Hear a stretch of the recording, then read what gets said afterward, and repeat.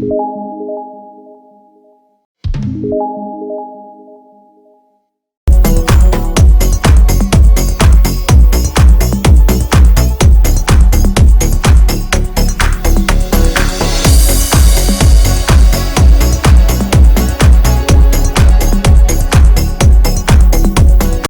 ini juga Mas, mengenai perkuliahan ya, sebagaimana kalau kita di Indonesia itu kan sangat, khususnya di perguruan tinggi yang ada di Jawa itu kan biasanya sangat kental sekali unggah-ungguhnya gitu, sopan santunnya lah kira.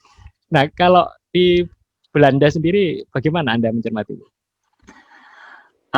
Sopan santunnya itu memang apa ya, enggak apa ya, salim nggak ada. Jadi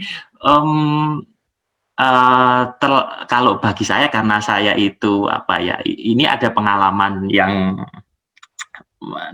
mencengangkan gitu kan bagi saya gitu. Pernah saya itu diajak ke kelasnya beliau.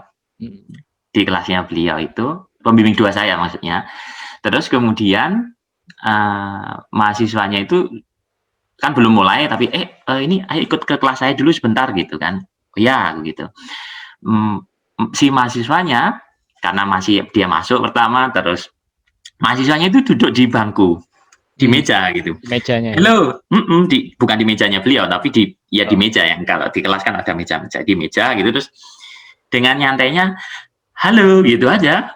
Ke dosennya gitu ya? Ke pembimbing saya tadi. Karena saya itu masih awal dan masih ada bau-bau gitu. Saya kaget. Itu aman-aman aja gitu.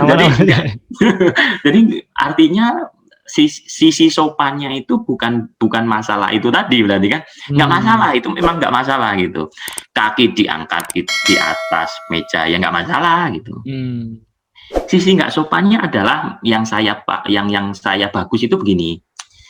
Ketika ada orang ngomong, kemudian kita ngomong sendiri atau main HP sendiri, itu yang nggak sopan. Itu bukan masalah sopan nggak sopan ya, nggak tahu saya. Itu yang orang di sini menghargai lah kira-kira. Kurang menghargai, ibaratnya gitu. Dan jadi kan di sini ada semacam setiap hari Kamis itu kayak ada pertemuan terus kemudian ada yang presentasi tentang risetnya setiap hari Kamis. Karena sekarang pandemi jadi nggak offline. Jadi kalau dulu kan selalu kumpul, kemudian ada sharing gitu tadi. Semuanya pasti ketika lagi mulai udah diam, mendengarkan gitu. Meskipun nggak merespon nanti nggak masalah. Yang penting dia mendengarkan, nggak ada yang pakai HP. Meskipun awalnya ada yang HP-an kayak gitu, selalu mendengarkan. Nah itu yang bagi saya, wah bagus sekali ya di sini. Semua pasti mendengar, dan itu tidak saya kira. Yang saya kira itu di sini aja di departemen saya, ternyata di semuanya. Ketika ada semuanya di manapun selalu duduk diam mendengarkan gitu. Pernah dulu saya itu karena masih awal nggak tahu, tiba-tiba itu saya nyelentuk ke teman saya yang lain gitu, ngomong gitu kan, karena dia masih, terus dia nggak ngerespon saya, terus bilang tolong diam gitu. Saya ditegur malah. Jadi diam. Sebetulnya ini Pak Ayu, kalau di kita sebagai seorang muslim kan kalau sholat Jumat itu kan wajib diam itu kan. Jadi mereka itu sudah mempraktekkan itu ya. Jadi ketika khotib itu berbicara naik mimbar, maka jamaah wajib mendengarkan. Ternyata di Belanda sudah begitu Ayu. Dan kalau Jumatan, terkait dengan Jumatan tadi, mendengar, ini saya bandingkan dengan Jumatan ya Mas. Mendengarkan itu bukan artinya kalau Jumatan kita menunduk si khotib biarlah gitu. Enggak, kita harus menatap dia gitu. Semuanya pasti menatap si pembicara gitu. Jadi kita kan sampai tertidur. Selalu dia menatap gini, ngomong yang dia bicara siapa, selalu ditatap gitu. Bukan artinya menunduk terus melengos enggak, selalu ditatap gitu. Jadi itu yang saya, wah itu bagus sekali ya gitu tadi. Itu mungkin dari sisi sopan nggak sopannya itu saya. Oke. Pak Wahyu, ini apa Pak Wahyu suka duka yang Anda alami selama proses menempuh studi sekaligus sebagai seorang peneliti ini pada akhirnya, KTP-nya kan peneliti ya. Apa ini suka duka yang bisa disaringkan di sana Pak?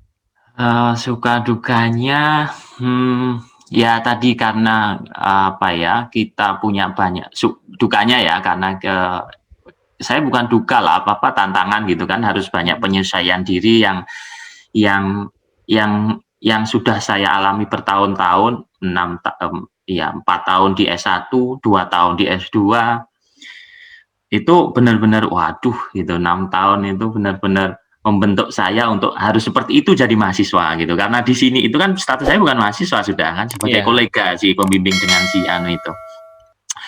Dan saya terbentuk jadi mahasiswa, emang namanya mahasiswa ya harus seperti itu kan gitu. Itu yang merubah habit saya yang seperti itu yang benar-benar butuh effort yang besar gitu kan. Apalagi yang tadi saya bilang sebagai PhD saya harus benar-benar inisiatif, saya harus punya ibaratnya harus cari tahu sendiri masalahnya, kemudian harus tahu cari sendiri penyebabnya, harus cari tahu sendiri solusinya dulu apa aja gitu ditawarkan, baru nanti diobrolkan itu tadi. Itu. Dan setiap pembimbing ketika saya sharing dengan orang teman-teman yang lain itu beda-beda karakter. Nah, kita harus benar-benar bisa apa ya? Tantangan yang berikutnya adalah harus bisa benar-benar tahu selera beliau itu seperti apa gitu. Ya, itu sebagai tantangannya, itu sebagai apa bisa dikatakan duka, tapi saya nggak mau bilang itu duka karena malah nggak ada yang mau sih. Tapi tantangannya gitu karena kita terbentuknya seperti itu ketika saya itu di Indonesia seperti itu. Dan berbeda 100% di sini gitu. Nah, sukanya adalah banyak wawasan yang saya dapatkan. Pertama dalam artian bagaimana caranya kita bersikap dengan mahasiswa nanti gitu. Dalam artian masalah skripsi misalkan seperti itu, ada banyak hikmah yang saya ambil, oh begini ya gitu. Terus kemudian oh mungkin saya dulu terlalu membebani atau terlalu menjadi meskipun atau malah saya yang men-take over jadi drivernya ke mahasiswa skripsi gitu dulu itu. Mungkin kalau bisa saya lebih longgarkan, mereka pasti lebih ini. Yang kedua banyak penelitian-penelitian yang menurut saya itu ini bagus nih gitu, bisa diterapkan di mahasiswa saya besok ketika di Jember dengan banyak keterbatasan. Contohnya keterbatasan dalam hal yang saya sering concern itu susah nyari sekolah gitu kan dulu. Yang saya sering concern itu ada mahasiswa susah nyari sekolah.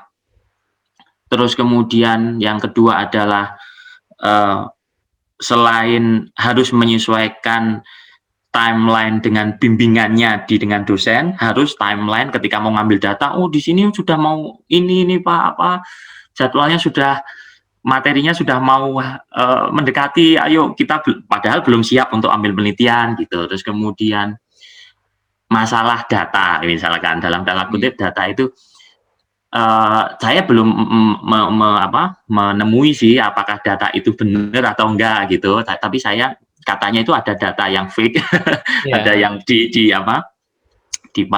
nggak dipalsukan, maksudnya akan berpotensi dipalsukan imbalannya ya, akan berpotensi data itu nggak valid ya, bukan dipalsu tapi akan banyak berpotensi itu nggak valid. Nah, ada beberapa pengalaman penelitian saya yang di sini itu kemungkinan bisa mereduksi masalah yang 3 hal tadi, masalah susah ngambil sekolah, kemudian masalah penyesuaian timeline antara bimbingan dengan sekolah, waktunya itu tadi, dan yang ketiga adalah yang tadi masalah susah mencari kevalidan data tadi itu.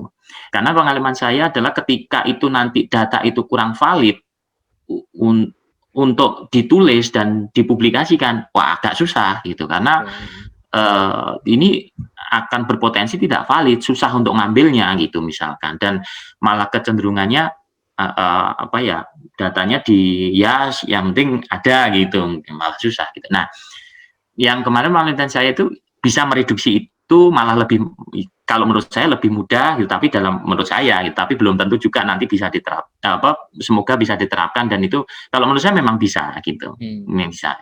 Itu tadi yang sukanya adalah banyak hal-hal yang bisa saya terapkan, khususnya tadi yang saya contohkan masalah skripsi nanti itu. Itu tadi. Banyak sukanya sih, Pak. Sukanya.